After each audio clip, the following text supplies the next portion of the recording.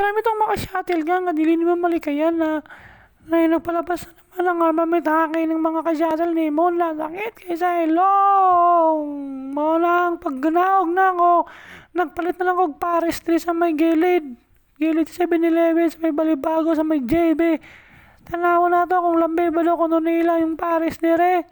Pero sabi kasi mga chismis na hilaw daw yung ata yung taba-taba nila dito. Pero susubukan natin pa rin kainin. Gawa ng gutom na ako eh. Wala pa akong kain. Kagabi pa. Tinapay pa yung kinakain ko eh. Pero parang masarap din naman ata to. Yun mo, nabula-bula pa yung sibo. Masarap kaya to. Kaya titikman na natin ton.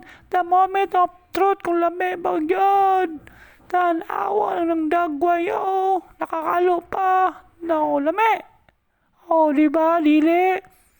Kalot-kalot sa agtang. Dili lagi daw lami. Naunsa naman tao ni.